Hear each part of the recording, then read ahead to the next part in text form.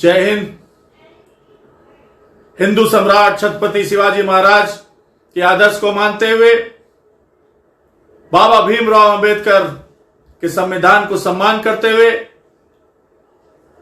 आप तमाम लोगों का मैं हार्दिक अभिनंदन करता हूं। बड़ों को चरण स्पर्श और छोटों को साधुवाद। आज कोविड-19 में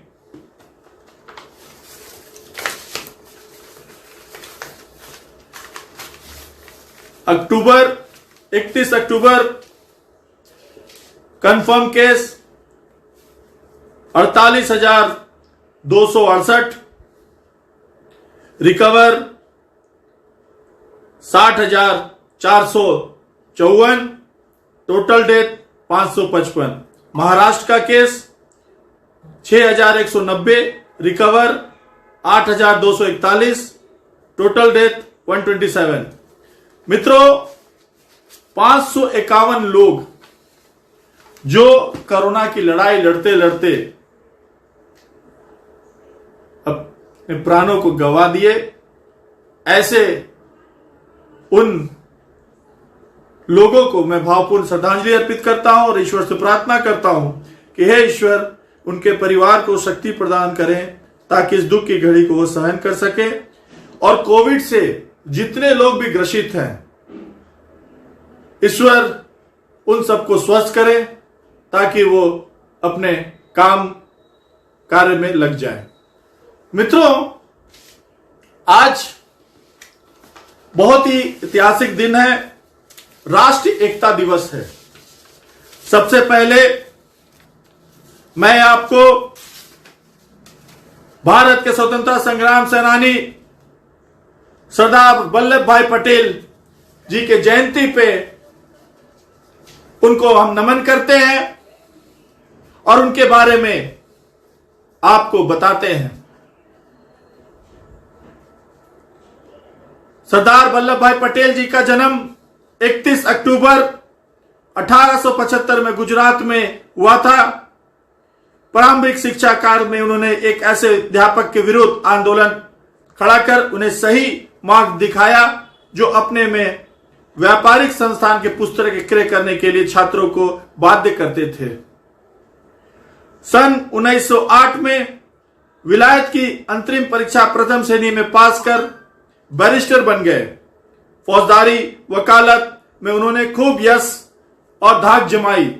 महात्मा गांधी ने जब पूरी शक्ति से अंग्रेजों के भारत छोड़ो आंदोलन चलाने का निश्चय किया तो सरदार वल्लभ भाई पटेल ने अहमदाबाद में 1 लाख जनसमूह के सामने लोकल बोर्ड के मैदान में इस आंदोलन का रूपरेखा समझाई। उन्होंने पत्रकार परिषद में कहा, ऐसा समय फिर नहीं आएगा, आप मन में भय ना रखें। चौपाटी पर दिए गए भाषण में कहा, आपको यह समझकर यह लड़ाई छेड़नी है, महात्मा गांधी और अन्य नेताओं को गिरफ्तार कर लिया गया जाएगा, तो आप ना भूलें कि आपके हाथ में शक्ति 24 घंटे में ब्रिटिश सरकार का शासन खत्म हो जाएगा।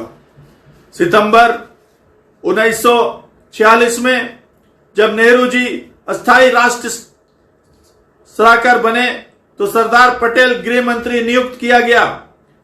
अत्यधिक दूरदर्शी होने के कारण भारत में विभाजन के पक्ष में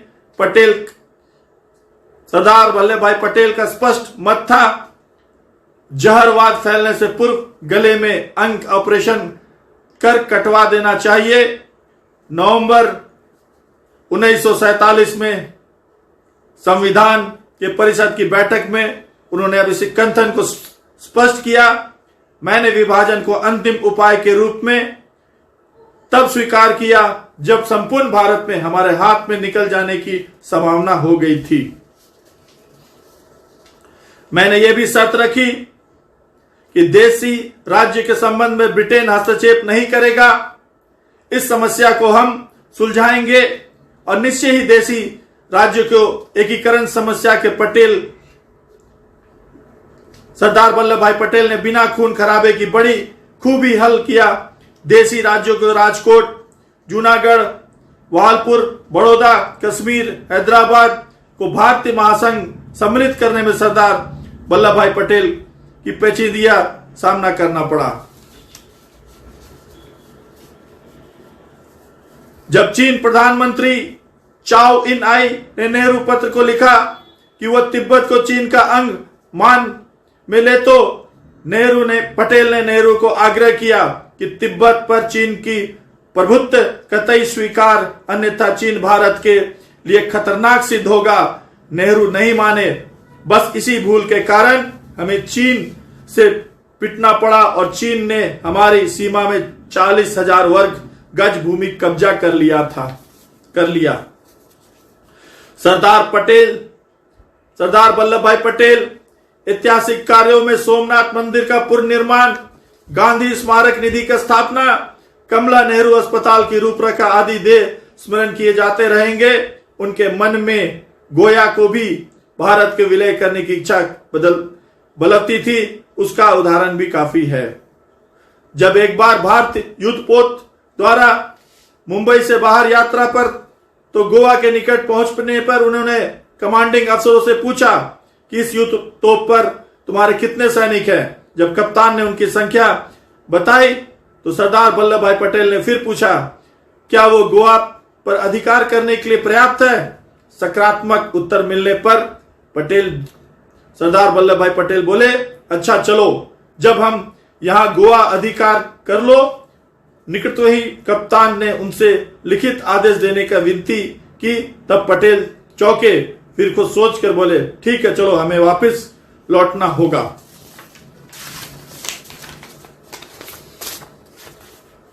जवाहरलाल नेहरू इस पर आपत्ति करेंगे। सरदार पटेल और नेहरू के विचारों में काफी मतभेद था, फिर भी गांधी के वचनबद्ध होने के कारण वे नेहरू को सदैव सहयोग देते रहे। गंभीर बातों में भी विनोद वो कह देते। कश्मीर की समस्या को लेकर उन्होंने कहा, जब जगह तो मेरा सब वश चल सकता है, पर जवाहरलाल नेहरू की ससुराल में मेरा वश नहीं चलेगा। उनका कथन भी कितना सटीक था। भारत में केवल एक व्यक्ति राष्ट्रीय मुसलमान जवाहरलाल नेहरू से सांप्रदायिक मुसलमान 15 सितंबर 1950 को प्रातःकाल इस महापुरुष 76 वर्ष की आयु में निधन हो गया, जिसकी क्षतिपूर्ति दुष्टार इस सच को गांधी कांग्रेस में प्राणों की संचार किया। तो नेहरू जी ने उसे कल्पना अवधि का विस्तार आयाम किया। जिसके अलावा जो शक्ति संपूर्णता कारण प्राप्त सरदार पटेल कार्य क्षेत्र जो था, परिणाम था आपकी सेवाएं, दृढ़ता, कार्य क्षमता के कारण आपको लौह पुरुष कहा जाता है। आज हम भारत के ताजा परिस्थिति पर गौर करें तो देश के लगभग आधा भाग सांप्रदायिक विघटनकारी राष्ट्रद्रोही के चपेट में फंसा दिखाई देता है। ऐसी संकट की घड़ी में सरदार वल्लभ भाई पटेल की स्मृति को उठना स्वाभाविक है। ज्ञातव्य है कि स्वतंत्रता प्राप्ति के बाद भारत के सामने उज्जवल पर छोटी सी बड़ी 562 रियायतों की भारतीय संघ जैसे समय किया गया था। इस जटिल कार्य को महापुरुष की रियासत तथा शालीनता के सुझाव के आधुनिक राष्ट्र निर्माण लौह पुरुष सरदार वल्लभ भाई पटेल के द्वारा किया गया था और उनकी मृत्यु 15 दिसंबर 1950 में हुआ। मित्रों, सरदार वल्लभ भाई पटेल के बारे में आपको बताया और बताना चाहता हूं, एक बात और बताना चाहता हूं। जब जवाहरलाल नेहरू जाके गांधी जी को बोले और जब उनके पास अपात संख्या नहीं था, उतना संख्या नहीं था कि वो प्रधानमंत्री बने, लेकिन सरदार वल्लभ भाई पटेल के पास पूरा संख्या था, वोट उनके पक्ष में था। उसके बावजूद भी जवाहरलाल नेहरू जाके महात्मा गांधी जी को बोले कि अगर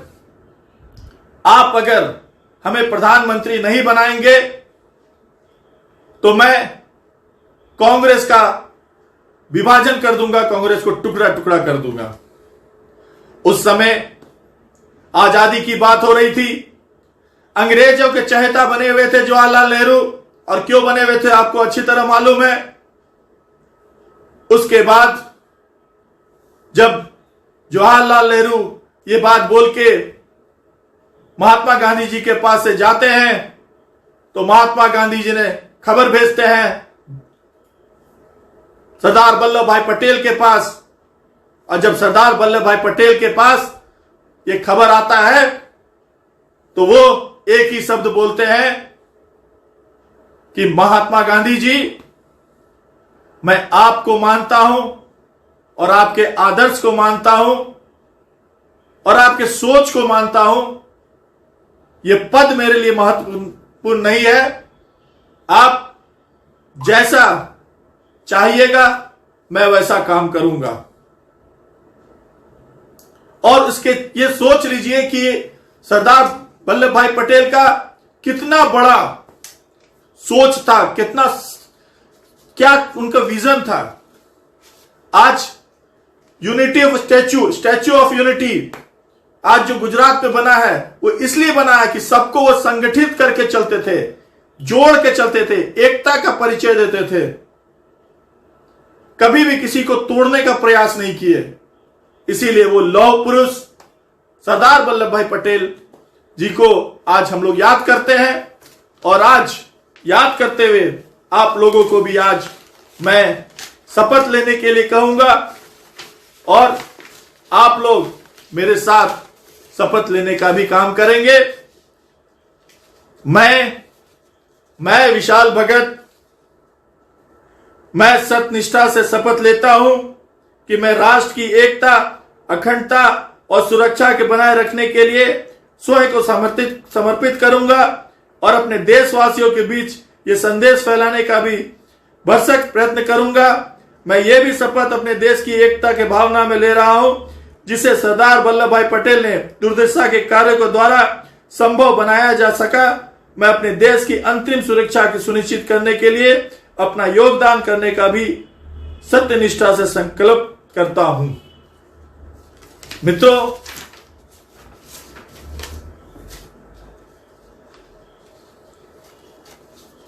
मैं आज आप लोगों को फिर से एक बार बिहार की ओर ले जाना चाहता हूं, क्योंकि दूसरा चरण का वोट है 3 तारीख को और आज हो गया 31 तारीख। तो ये पर्व भी बहुत बड़ा पर्व है और इसमें हम लोग को सम्मिलित होना है। और खासकर जब कर्म भूमि के सेनापति को, जब सेनापति कर्म भूमि के सेनापति को अगर अपने पड़ोसी के प्रभारी बनाया गया है, मैं बात कर रहा हूं पूर्व मुख्यमंत्री और हमारे बिहार के प्रभारी देवेंद्र फडणवीस जी को, और मैं उनको याद करते हुए मैं ये भी बताना चाहता हूं कि जिस प्रकार से आज बिहार इलेक्शन में हर कोई अपना बातों को रखने का प्रयास कर रहा है, लेकिन बातों को रखने से नहीं काम होगा, क्योंकि वहां पर जो स्थिति है वो स्थिति को देखते हुए, समझते हुए एक सही निर्णय लेना पड़ेगा। मित्रों, आज जिस प्रकार से युवा को भटकाने और लटकाने का जो काम तेजस्वी कर रहे हैं और तेज प्रताप जी कर रहे हैं, ये आप समझने की बात है। आज मैं एक बहुत नॉर्मल बात बताना चाहता हूं। आज वो बोलते हैं कि उद्योग क्यों नहीं लगा। किसी भी स्टेट में सबसे पहले कोई भी औद्योगिक अगर आता है तो सबसे पहले वो देखता है लॉ एंड ऑर्डर कैसा है, रोड कैसा है, बिजली आता है कि नहीं, बिजली की स्थिति कैसी है, पानी है कि नहीं। उसके बाद कम से कम 3 साल तक लोग उस जगह को निरीक्षण करता है।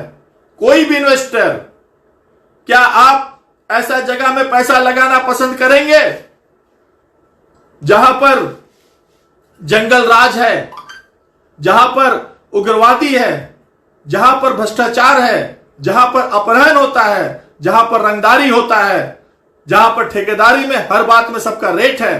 क्या आप वहां पर काम करना पसंद करेंगे? बिल्कुल नहीं। कोई भी व्यापारी वहां पैसा नहीं लगाएगा, उद्योग नहीं लगाएगा जहां पर सरकार भ्रष्ट हो, जहां के आला अधिकारी जो है वो करप्ट हो।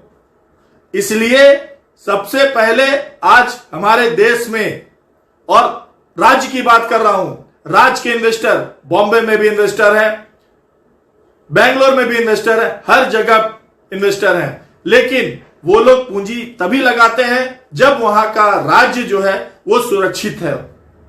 क्योंकि आज हम वहां पैसा लगा दिए, कल वहां दंगा हो गया, कल वहां पर हमारा फैक्ट्री उखाड़ के फेंक दिया, नुकसान किसका होगा? इन्वेस्टर का। उद्योगिक जो लगाने जा रहा है उसका नुकसान होगा। इसलिए सबसे पहले औद्योगिक जो है, उद्योग लगाने वाले जो है, वो सबसे पहले देखते हैं कि वहां लॉ एंड ऑर्डर क्या है, वहां पर पानी का व्यवस्था क्या है, वहां लाइट का व्यवस्था क्या है, वहां के लोग कैसे हैं, उन लोगों की मानसिकता क्या है, तब जाके लोग वहां उद्योग लगाते हैं। आज महाराष्ट्र में उद्योग लगाया गया, आज आप देख रहे हैं, क्योंकि आज यूपी में, उत्तर प्रदेश में भारतीय जनता पार्टी के एक मजबूत नेता योगी आदित्यनाथ जी ने यह करके बताया है कि वहां पर कानून राज है, वहां सुशासन है, वहां किसी प्रकार का भी रंगदारी नहीं होता है और सिंगल विंडो के माध्यम से टेंडर होता है। कोई करप्शन नहीं, किसी प्रकार का कोई घूस नहीं। 24 से 48 घंटा के अंदर सब पेपर क्लियर करके दिया जाता है सिंगल विंडो के माध्यम से। यह सब चीज तभी हो सकता है जब आपका राज्य में ये लॉ एंड ऑर्डर सही हो और वहां पर किसी प्रकार का अपवाद ना हो, तभी। और उसके लिए कम से कम औद्योगिक लोग जो है 3 साल तक इंतजार करते हैं। आज कर दिए, कल मन भटक गया लोगों का, अगर कुछ कर दिया तो। इसीलिए आज मैं आप लोग से ये बात इसलिए कर रहा हूं कि जो भी सवाल उठाता है कि उद्योग क्यों नहीं लगा, उसका कारण सिर्फ यही है कि पहले वेट एंड वॉच, पहले लोग देखता है उसके बाद निर्णय लेता है। आज हमें कर्म भूमि में जो मुंबईकर, भारतीय जनता पार्टी के मुंबईकर जितने बिहारी लोग हैं, जितने लोग भी बिहार गए हैं, आपका फर्ज बनता है कि आपके कर्म भूमि का कर्ज आपको बिहार में चुकाना है और अपने जितने भी लोग हैं उनको एकजुट करके भारतीय जनता पार्टी और एनडीए को वोट दिलाना है। मित्रों, आज प्रैक्टिकल बात करना चाहिए। जो लोग बोलते हैं, आज आप वहां पर देख रहे हैं साइंस सिटी बन रहा है, महावीर बुद्ध का एक बहुत बड़ा वहां पर टूरिज्म स्पॉट बन रहा है। साइंस सिटी बन रहा है, जहां साइंस सिटी बन रहा है, क्या वहां रोजगार उत्पन्न नहीं होगा? मैं आप लोग से पूछना चाहता हूं, क्या रोजगार उत्पन्न नहीं होगा? क्या आज वहां पर फॉरेनर जब आएंगे भगवान बुद्ध को देखने के लिए, स्टैच्यू देखेंगे, वहां पर टूरिज्म स्पॉट बनेगा, उनका लाइब्रेरी रहेगा, तो क्या वहां पर रोजगार उत्पन्न नहीं होगा? क्या शुगर मिल चालू होने से रोजगार उत्पन्न नहीं होगा? आज आप बताइए कि शुगर मिल जो बंद क्यों हुआ था? वहां पर अपहरण चालू हो गया था, वहां डकैती चालू हो गया था, वहां मकान मालिक, वहां पर आदमी जमीन झड़प लेता था। लालू राज में तो यहां तक यह होता था कि टेंडर लेने के लिए जमीन लिखवा लिया जाता था और पद लेने के लिए भी, मंत्रिमंडल में आने के लिए भी वो पद, वो जो है जमीन लिखवा लिया जाता था, जिसका आपको रेलवे में टेंडर के लिए इतना बड़ा घोटाला जिसका आप कल्पना नहीं कर सकते हैं। और उसका युवराज क्या बिहार का विकास कर सकता है? युवाओं को भटकाने का काम कर रहा है। मित्रों, मैं इसीलिए बोलता हूं, मेरे वीडियो को ज्यादा से ज्यादा शेयर कीजिए, क्योंकि सच्चा आदमी निहत्ते राह पे निकलता है और कारवा बना के ही रहता है। तो मैं आप लोग को बता देता हूं, मैं अपनी सच्चाई को तब तक बोलते रहूंगा जब तक मैं बिहार में कारवा खड़ा ना कर दूं। आज मैं फिर आप लोग से याद दिलाना चाहता हूं कि दूसरे फेज का इलेक्शन होने वाला है 3 तारीख को। आप लोग एनडीए के चुनाव चिन्ह को चिन्हित करके उसमें वोट करेंगे और ज्यादा से ज्यादा लोगों को वहां पर विजय बनाएंगे। मित्रों, एक बात और पूछना चाहता हूं, क्या कांग्रेस पार्टी के शीर्ष नेता और जितने भी विपक्ष के लोग हैं जिन्होंने पुलवामा अटैक के बारे में सवाल उठाया था और हमारे सैनिकों का मनोबल तोड़ा था, हमारे मान्यवर प्रधानमंत्री को क्या क्या शब्द और अशब्द नहीं बोला गया, यहां तक दलाल भी बोला गया, क्या वो लोग 135 करोड़ जनता से माफी मांगेंगे? और नहीं मांगेंगे तो मंगवा के रहेंगे। हम लोग इसके लिए आंदोलन करेंगे। इलेक्शन के बाद जो क्यों नहीं दिल्ली के मुख्यमंत्री हो केजरीवाल साहब, उन्होंने भी एक शब्द कहा था कि कितने जवान को मारोगे राजनीति के लिए। तो मित्रों, ये जो सवाल किया था ना, उसका जवाब पाकिस्तान के संसद में सांसद ने जवाब दिया है और कबूलनामा किया है कि उसने किया था पाकिस्तान ने। मित्रों, एक बात और, सर्जिकल स्ट्राइक और एयर स्ट्राइक पे जो सवाल उठा रहे थे उनको भी पाकिस्तान के संसद में जवाब मिल गया है। मित्रों, अभिनंदन की रिहाई जो देश देख रहा है, और मैं एक बात आपको आज बताता हूं मित्रों कि 13 सितंबर को लिब्रा में जो घटना घटा था, उग्रवादियों ने उठा के, आतंकवादियों ने उठा के लेके चले गए थे हमारे बिहार के, यूपी के लोगों को। हमारे प्रधानमंत्री जी ने 72 घंटा के अंदर उन लोगों को हिंदुस्तान में लाने का काम किया था। अगर किसी का भी कलेजा अगर है और ला पाए, मुमकिन हुआ, तो वो हमारे यशस्वी प्रधानमंत्री नरेंद्र भाई मोदी जी के चलते हुआ, भारतीय जनता पार्टी के चलते हुआ, अमित शाह के चलते हुआ। क्योंकि हमारे ऐसे नेता जो है मजबूती के साथ में हर कदम को आगे बढ़ा रहे हैं। और हमारे प्रधानमंत्री को देखिए कि कितना सहन किए। पुलवामा के बारे में, अटैक के बारे में क्या क्या शब्द ये लोग ने नहीं बोला, क्या क्या नहीं बोला। एक हम आम इंसान जब सुने तो मैं इतना दुखी हुआ कि इस तरह का शब्द राजनीति में यूज किया जाता है क्या। मुझे राजनीति से घृणा होने लगा था। लेकिन हमारे प्रधानमंत्री, यशस्वी प्रधानमंत्री नरेंद्र भाई मोदी जी ने हमें बताया कि इस प्रकार से भी राजनीति किया जाता है और इस तरह से भी लोग रोड पे आते हैं। और आज एक मामूली सा छात्र नेता विश्व हिंदू परिषद का एक लड़का को केरला से वहां से लाके भारतीय जनता पार्टी का युवा मोर्चा का अध्यक्ष बना दिया जाता है। तो आप ये सोच लीजिए अच्छी तरह से, बेंगलोर का जब एक युवा राष्ट्र का अध्यक्ष बन सकता है तो भारतीय जनता पार्टी में हर कार्यकर्ता का सम्मान है। लेट हो सकता है, देर हो सकता है, इसमें कोई दो मत नहीं है, देर हो सकता है, लेकिन सम्मान निश्चित ही मिलता है। आज मैं आप लोग को यह भी कहना चाहता हूं, जिस प्रकार से 72,000 रुपया इलेक्शन में यही राहुल गांधी ने सबके अकाउंट में डालने जा रहे थे, क्या जहां पर कांग्रेस का राज है वहां सबके अकाउंट में डाल दिए क्या 72,000 रुपया? यह सब जुमला है, यह सब धोखा देने का काम है, यह ठगने का काम है। मैं यह पूछना चाहता हूं अपने बिहारी भाइयों से, क्या आप ऐसे लोग को माफ करेंगे जो देश का, सेना का मनोबल गिराना चाहते हैं? क्या आप ऐसे लोग को माफ करेंगे जो प्रधानमंत्री को नीचा दिखाने का प्रयास करते हैं? क्या आप ऐसे लोग का साथ देंगे जो आज भी पाकिस्तान नहीं तो चाइना की ओर देखने का काम कर रहे हैं?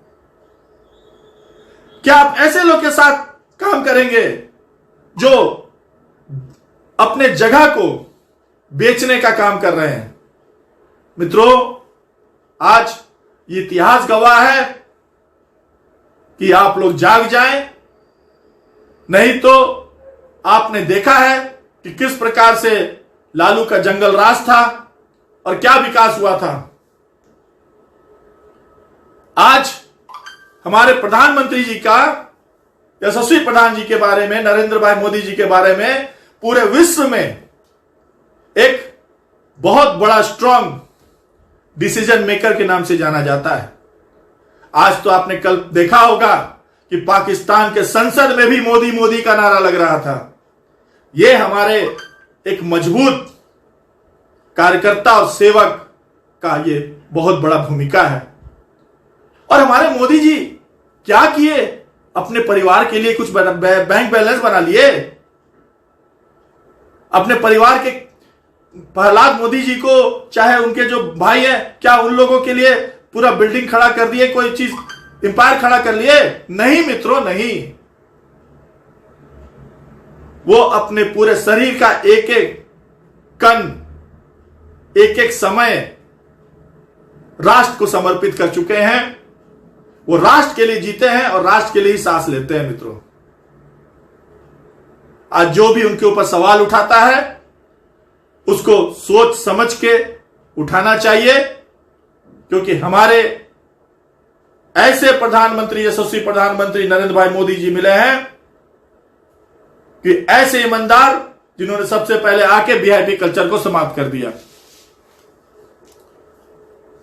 मित्रों, आज बिहार में अगर महिला सुरक्षित है तो वह श्रेय नीतीश कुमार और भारतीय जनता पार्टी के सुशील मोदी जी को जाता है। आज बिहार में रोजगार लगाने के लिए, फैक्ट्री बैठाने के लिए अगर कोई कंपनी आ रही है तो उसका भी श्रेय नीतीश कुमार और भारतीय जनता पार्टी के सुशील मोदी जी को जाता है। मित्रों, मैं यह बताना इसलिए चाहता हूं, बार बार उन लोगों का नाम लेता हूं, उन्होंने कर्म किया है, उन्होंने करके दिखाया है कि क्या चीज होता है बदलाव, बिहार कैसे बदलता है। पहले पटना से नरकटियागंज जाने में 9 घंटा लगता था, 9 घंटा। आज मैं आपको विश्वास दिलाता हूं कि आज हम लोग 3.5 से 4 घंटा में पहुंच जाते हैं। क्यों? क्योंकि पक्का रोड है। पहले आए दिन आप सुनते होंगे बस पलट गया, इतना लोग मर गए, ये बस पलट गया। क्यों? कच्चा रोड था। आज हमारे देश में जिस प्रकार से एनडीए सरकार के माध्यम से बिहार में प्रगति का रथ बढ़ रहा है, निरंतर प्रगति के पथ पे चल रहा है, उस पथ को हमें आगे भी बढ़ाते जाना है। और भारतीय जनता पार्टी और एनडीए के चुनाव चिन्ह को देखते हुए आप तमाम लोग से आग्रह है कि भारी से भारी मतों से एनडीए प्रत्याशी को विजय बनाएं और मेरी इस वीडियो को जितना अधिक से अधिक हो सकता है शेयर करें, ताकि उस युवराज लालू के जो युवराज हैं उनके पास भी ये पहुंच जाए कि युवा ना भटकेगा, ना लटकेगा, ना अटकेगा। अपनी वाणी को विराम देने से पहले मैं आप लोग से फिर आग्रह करता हूं, मास्क लगा के निकलिए, 4 गज की दूरियां बना के चलिए और सैनिटाइज अपने हाथ को करते रहिए, क्योंकि जब तक कोरोना का दवाई नहीं, किसी प्रकार का कोई भी लापरवाही नहीं। ये बात कंठस्थ करके चलिए मित्रों। और मैं अपने वाणी को विराम देने से पहले मैं अटल जी की कविता सुना के मैं अपनी वाणी को विराम देता हूं।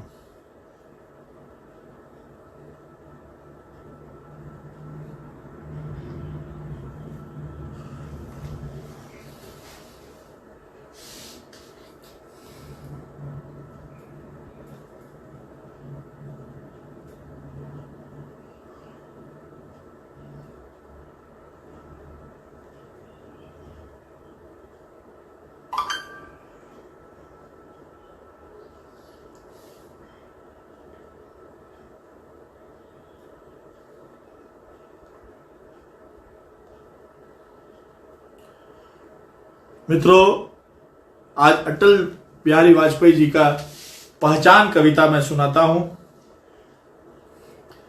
आदमी ना ऊंचा होता है, ना नीचा होता है, ना बड़ा होता है, ना छोटा होता है, आदमी सिर्फ आदमी होता है। पता नहीं सीधे सपाट सत्य को दुनिया क्यों नहीं जानती, और अगर जानती तो मन से क्यों नहीं मानती। इससे फर्क नहीं पड़ता कि आदमी कहां खड़ा है, पथ पर या रथ पर, तीर पर या प्राचीर पर। फर्क इससे पड़ता है कि जहां खड़ा है या जहां उसे खड़ा होना पड़ा है, वहां उसका धरातल क्या है। हिमालय की चोटी पर पहुंच एवरेस्ट की विजय पताका फहराया। कोई विजेता यदि ईर्ष्या से दग्ध अपनी साथी को विश्वासघात करे तो इसका क्या अपराध, इसलिए लक्ष्य को हो जाएगा कि एवरेस्ट की ऊंचाई पर हुआ था। नहीं अपराध, अपराध ही रहेगा। हिमालय की सारी धवलता उस कलिमा को नहीं ढक सकती। कपड़ों की दूधिया सफेदी जैसी मन की मलिनता को नहीं छिपा सकती। किसी संत कवि ने कहा है कि मनुष्य के ऊपर कोई नहीं होता। मुझे लगता है कि मनुष्य के ऊपर उसका मन होता है। छोटे मन से कोई बड़ा नहीं होता, टूटे मन से कोई खड़ा नहीं होता। इसलिए तो भगवान कृष्ण को शस्त्रों से सज्जन रथ पर चढ़े, कुरुक्षेत्र मैदान में खड़े अर्जुन को गीता सुनानी पड़ी थी। मन हार कर मैदान नहीं जीते जाते, ना मैदान जीतने से मन की जीते जाते। चोटी गिरने से अधिक चोट लगती है, अस्तित्व जुड़ जाती है, पीड़ा मन में सुलगती है। इसका अर्थ यह नहीं कि चोटी पर चढ़ने की चुनौती की ही ना माने। इसका अर्थ यह भी नहीं कि परिस्थितियों पर विजय पाने की ना ठाने। आदमी जहां है वहीं खड़ा रहे, दूसरों की दया के भरोसे पर पड़ा रहे। जड़ता नाम जीवन नहीं, पलायन प्रोगमन नहीं। आदमी को चाहिए कि वो तुझे परिस्थितियों से लड़े। एक स्वप्न टूटे तो दूसरा गड़े, किंतु कितना भी ऊंचा उठे मनुष्य को स्तर से ना गिरे। अपने धरातल को ना छोड़े, अत्यंत मुंह ना मोड़े। एक पांव धरती पर रखकर ही वामन भगवान ने आकाश पाताल को जीता था। धरती ही धारण करती है, कोई इस बार भार ना बने। मिथ्या अभिनाम से न तने। आदमी की पहचान उसके धन या आसन से नहीं होती, उसके मन से होती है। मन की फकीरी में कुबेर की संपदा भी होती है, मन की फकीरी में कुबेर की संपदा भी होती है। मित्रों, अपनी वाणी को यहीं विराम देता हूं। जय हिंद, वंदे मातरम।